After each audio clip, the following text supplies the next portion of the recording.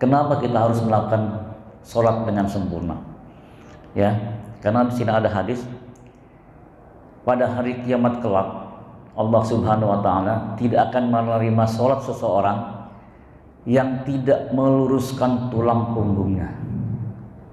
Ya, yang tidak meluruskan tulang punggungnya, dalam arti kata berdiri tegak, ya, berdiri tegak sesudah ruku, ya, sesudah ruku kemudian berdiri, kemudian menuju sujud. Jadi memang di sini kesempurnaan itu yang dibutuhkan adalah tumakninah, ya. Jadi kalau seorang ya sholat tanpa tumakninah, sementara kita pada saat berdiri tulang punggung kita belum tegak lurus, ya, sesuai dengan hadis ini Allah tidak akan menerima sholat.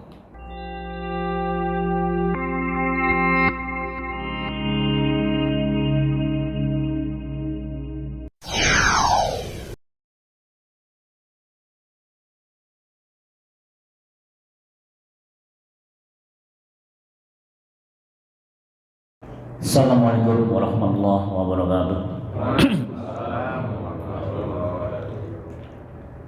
Alhamdulillah, hamdan syakirin, hamdan na'imin, hamdan wafin ma'am wa yuqahu wajilah.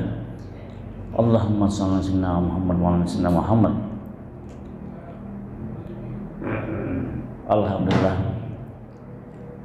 pada kesempatan ini marilah kita bersyukur kepada Allah Subhanahu wa taala bahwa kita sampai hari ini, di pagi ini, diberi kesempatan untuk bisa beribadah, yaitu sholat subuh berjamaah, di mana sholat subuh ini adalah sholat yang disaksikan oleh malaikat. Semoga kita seperti tadi di pembukaan oleh MC, semoga kita semua menuju kepada surga Allah Subhanahu wa taala. Amin.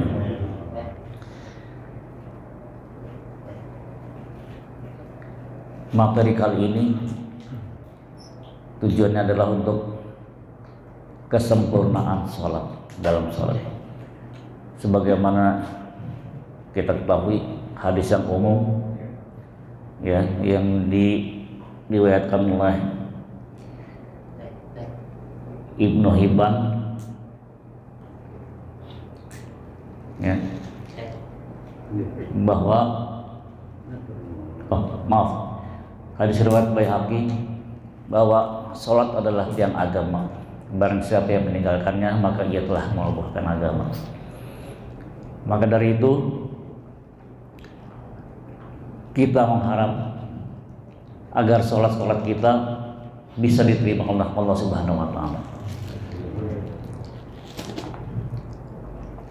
Oleh karena itu saya menyampaikan materi ini, kalau seandainya hal-hal, ya, yang dibolehkan dalam agama itu kita sudah lakukan, insya Allah apa yang kita lakukan sehari-hari, ya, di dalam sholat kita, insya Allah itu sudah sesuai dengan kaidah-kaidah, ya, yang telah diterangkan oleh Rasulullah SAW. Materi kali ini merupakan cuplikan, ya, dinukil dari kitab Asrar As-Shalah, ya, Asrar As-Shalah, yaitu rahasia-rahasia sholat,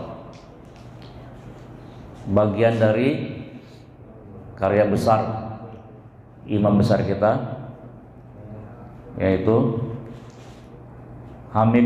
Abu Hamid, ya, imam besar Abu Hamid Muhammad bin Muhammad Al-Ghazali, dengan karya monumentalnya yaitu kitab Ihya Ulumuddin, ya, Ihya Ulumuddin, ya. Beliau lahir pada tahun 1445, ya. Di sini kalau di judul materi yang disampaikan itu memang terlalu luas, ya. Jadi hal-hal yang terlarang dalam sholat itu mungkin terlalu luas. Saya tidak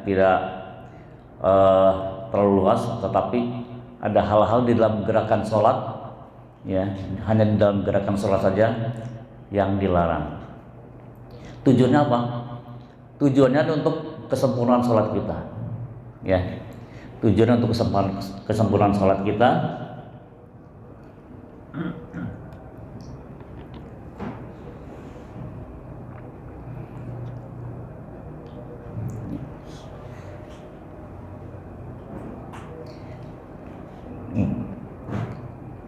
Ada beberapa hadis, ya, di mana kita disuruh untuk melakukan sholat dengan sempurna. Perbuatan seorang yang pertama kali dihisab adalah sholat, ya, hadis riwayat Tabrani. Makanya kita diharapkan bahwa dalam melakukan sholat itu kita melakukan dengan sesempurna mungkin. Tujuan apa? Tujuan agar diterima, ya, agar sholat kita diterima. Tujuan kita seperti itu. Jadi kita bukan melakukan sholat dengan cara asal-asal, ya, hanya menggugurkan kewajiban saja, tidak. Tapi tujuan kita yang lebih jauh adalah sholat kita bisa diterima oleh Allah Subhanahu Wa Taala. Kemudian kenapa kita harus melakukan sholat dengan sempurna? Ya, karena di sini ada hadis, pada hari kiamat kelak Allah Subhanahu Wa Taala tidak akan menerima sholat seseorang yang tidak meluruskan tulang punggungnya, ya, yang tidak meluruskan tulang punggungnya, dalam arti kata berdiri tegak, ya, berdiri tegak sesudah ruku, ya, sesudah ruku kemudian berdiri, kemudian menuju sujud. Jadi memang di sini kesempurnaan itu yang dibutuhkan adalah tumak ninah, ya. Jadi kalau seorang, ya, sholat tanpa tumak ninah, sementara kita pada saat berdiri tulang punggung kita belum tegak lurus, ya, sesuai dengan hadis ini Allah tidak akan menerima sholat, ya. Makanya sebagaimana kita ketahui beberapa waktu yang lalu tuh, ya, ada sholat tarawih, ya. Sholat tarawih itu kalau dilihat di videonya kelihatannya itu tidak ada tumak ninahnya, ya, kelihatannya, ya. Jadi Allahu Akbar, Allahu Akbar. Jadi gerakannya itu kalau sepintas, ya, kalau sepintas itu kelihatannya seperti begitu, mengayun seperti gerakannya, ya. Nah, kalau di hadis ini, ya, Allah tidak akan menerima sholat seseorang yang tidak meluruskan tulang punggungnya. Makanya, ya, kita harus hati-hati di dalam melakukan sholat ini, ya. Jadi tumak ninah itu kita harus perhatikan betulnya. Dari beberapa hadis tersebut, ya, jelas bahwa kita disuruh melakukan sholat dengan sempurna agar sholat kita diterima Allah Subhanahu Wa Taala, ya. Kemudian berhubung ini adalah kultum, jadi 7 menit, Pak, ya. Jadi, 17 menit, Pak, ya. Sudah grafis, ya. Oke. Di sini sebagaimana saya paparkan tadi, ya, hal-hal yang terlarang dalam gerakan sholat berdasarkan beberapa hadis Nabi Sallallahu Alaihi Wasallam, yaitu yang pertama adalah menempelkan kaki yang satu dengan yang lain saat berdiri. Jadi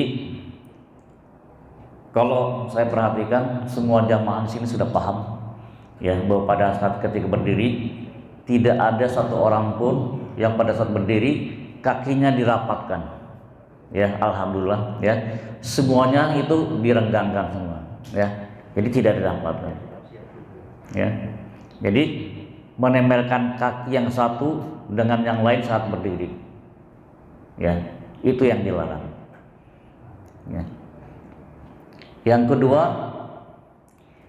berdiri di atas satu kaki, ya, ya, seperti begini, ya.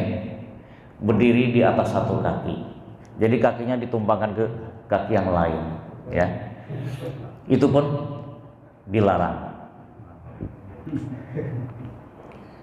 Dan alhamdulillah di sini tidak ada, ya, tidak ada yang melakukannya, alhamdulillah, karena semuanya sudah paham, ya. Yang ketiga, duduk di antara dua sujud dengan berjongkok, ya.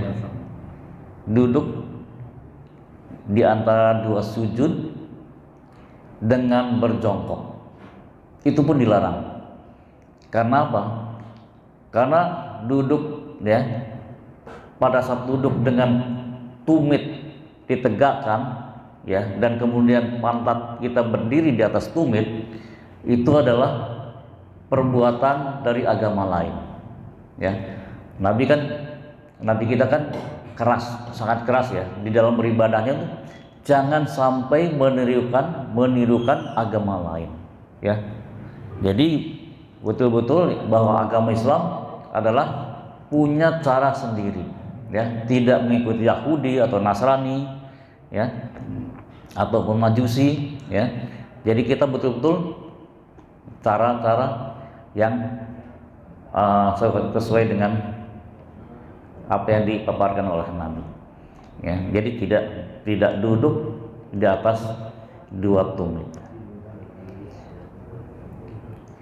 Nah, ini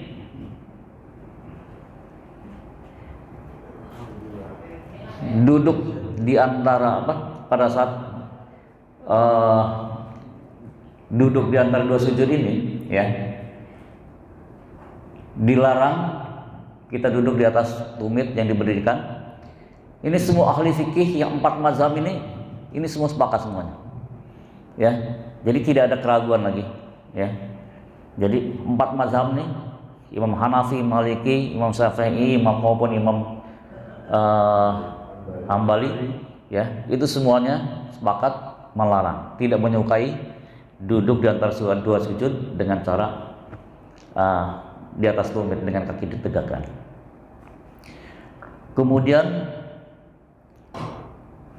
memasukkan tangan, ya, ke dalam baju gamis, ya, ketika sholat, ya, masukkan tangan ke dalam baju gamis atau ke kantong celana, ya, ataupun mantel kalau kita pakai mantel, atau pada saat kita misalnya merasa dingin, ya, kemudian tangan kita dimasukkan ke dalam mantel atau gamis kita atau baju kita, celana kita, itu pun dilarang, ya, itu pun dilarang.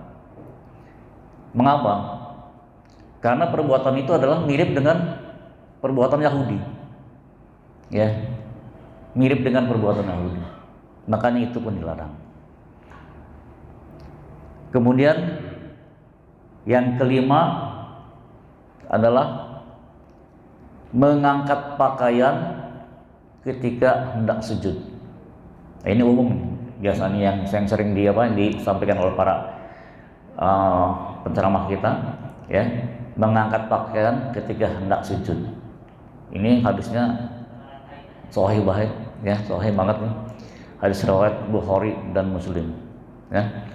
Makanya kita diusahakan kalau bisa gamis kita jangan sampai melebihi tumit, ya, gamis kita, pakaian kita, sehingga pada saat kita mau sujud kita tidak perlu mengangkat atau menarik pakaian kita, ya. Kemudian yang keenam adalah berkecak pinggang, ya. Hadis riwayat Ibnu Hibban, ya, berkecak pinggang pada saat berdiri, ya, ini pun tidak boleh. Mengapa? Karena itu adalah istirahatnya para penghuni neraka. Alhamdulillah, ya.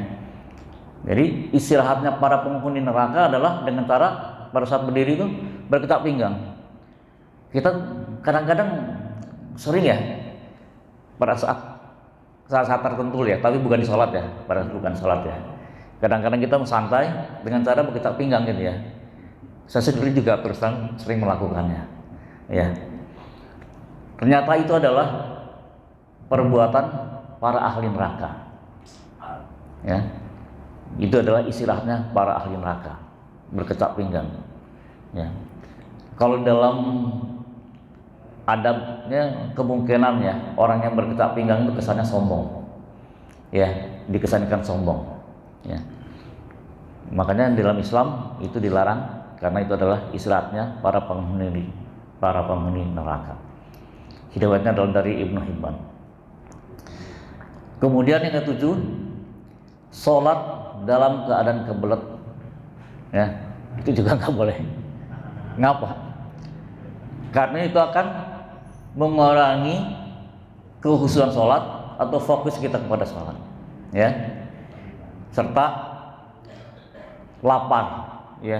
Jadi kita nggak boleh dalam kondisi kebelet, apakah itu mau buang air kecil atau buang air besar, atau ya dalam kondisi lapar sementara hidangan sudah tersedia, ya. Makanya dalam hadis yang biasa dipaparkan oleh para ustadz kita itu, jadi kalau misalnya hidangan sudah tersedia, sholat dulu apa makan dulu? Ya, sudah, makan dulu. Karena apa? Karena akan mengurangi kehusuan sholat, ya. Itu begitu indahnya nih, ya, ajaran-ajaran dalam Islam itu, ya. Jadi mengutamakan dalam rangka mengutamakan untuk mendapat kehusuan sholat itu, jadi kebutuhan pribadi itu yang diutamakan dulu, ya, itu yang diutamakan dulu.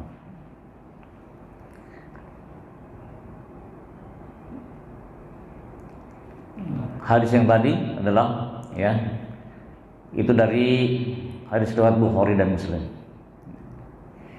Kemudian pada saat kita mau sujud, ya, pada saat kita mau sujud, kemudian kita sering sekali ya melakukan itu di depan, pas di depan apa namanya tempat sujud kita, kadang-kadang kita suka membersihkan, ya, bersih-bersih, ya, bersih-bersih, ya, bersih-bersih gitu. Jadi itu pun dilarang. Kalau mau bersih-bersih sebelumnya, jadi pada saat kita berdiri sebelum takbiratul ihram, ya, kita lihat dulu tempat sujud kita bersih atau tidak. Mengapa? Karena itu akan mengurangi, ya, kehusuan sholat dan fokus kita terhadap sholat itu sendiri. Ya, ini hadisnya dari Abu Dawud. Ya, jadi tapi itu bukan perbuatan terlarang dalam arti kata haram, ya, tidak. Itu akan makruh, ya. Karena apa? Karena akan apa? Jadi akan mengganggu kehusuan sholat atau, ya, mengganggu fokus kita terhadap sholat itu sendiri, ya. Jadi kalau misalnya kita pada saat berdiri menjelang takbiratul ihram itu, kalau kita lihat di tempat sujud kita ada kotoran, ada kerikil, apa segala yang mengganggu, yang bakal mengganggu pada saat kita sujud, ya, ya, itu harap dibersihkan sebelumnya. Sehingga pada saat sholat kita tuh betul-betul fokus saja, ya, pada gerakan-gerakan, pada bacaan-bacaan yang kita lantunkan nantinya, ya.